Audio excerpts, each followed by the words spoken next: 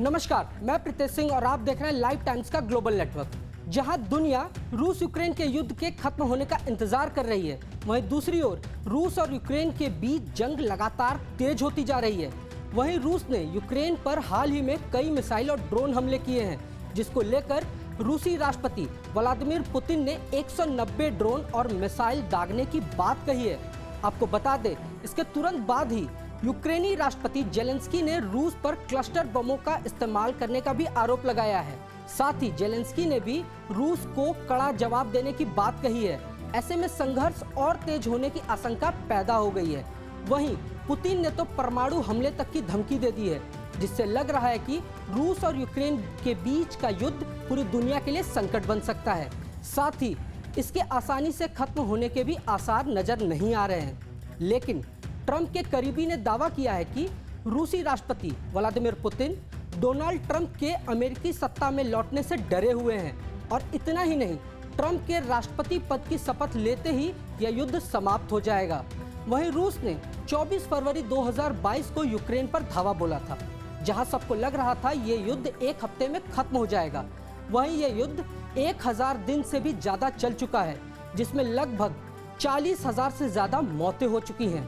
रूस ने तो इतने दिनों में थल सेना से 90,785 बार अटैक किया, जबकि रूसी एयरफोर्स ने यूक्रेन पर 20,767 बार यूक्रेनी अड्डों पर भी हमले किए। रूसी एयरफोर्स के हवाई और ड्रोन हमलों की वजह से 10,025 लोग मारे गए हैं। 24,921 घटनाओं में रूसी सैनिकों की यूक्रेनी सैनिकों की आमने सामने भिड़ंत हुई है। वहीं यूक्रेन की सेना ने रूस के ऊपर 3,518 एयर ड्रोन स्ट्राइक किए, जिसमें रूस को काफ़ी ज़्यादा नुकसान हुआ है, क्योंकि ये हमले बेहद सटीक थे। वहीं जैसे ही अमेरिका में ट्रंप शपथ लेंगे, वो इस जंग को खत्म करने के लिए यूक्रेन पर दबाव बना सकते हैं। ट्रंप के करीबी ने दावा किया है कि रूसी राष्ट्रपति व्लादिमीर पुतिन डोनाल्ड ट्रंप के अमेरिकी सत्ता में लौटने से डरे हुए हैं।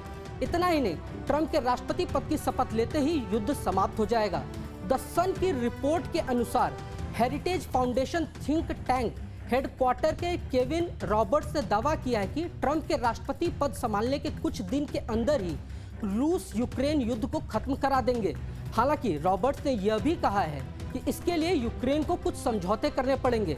रॉबर्ट्स के ट्रंप प्रशासन के साथ घनिष्ठ संबंध है और उनकी गिनती उनके करीबियों में होती है। हालांकि ये भी कहा जा रहा है कि युद्ध विराम के लिए यूक्रेन को अपना कुछ इलाका छोड़ना होगा और इसके साथ ही नाटो का हिस्सा बनने की भी कोई रास्ता नजर नहीं आ रहा है। यूक्रेन के लिए जरूरी होगा कि वह पुतिन की कुछ मांगों को माने, तभी यह युद्ध समाप्त हो पाएगा। पुतिन ने शांति समझौते पर साइन करने के लिए कुछ शर्तें भी रखी हैं। पहले यूक्रेन को दोनास्क, लुहांस्क, खेरसोन, जापोरिया से अपने सैनिक हटाने होंगे और दूसरी शर्त यह है कि यूक्रेन नाटो में शामिल नहीं होगा। आपको क्या लगता है, क्या ये जंग ट्रंप खत्म करा पाएंगे या ये जंग आगे भी जारी रहेगी? अपनी राय कमेंट बॉक्स में बताएं और ऐसे ही कंटेंट देखने के लिए लाइव टाइम्स को सब्सक्राइब करना ना भूलें।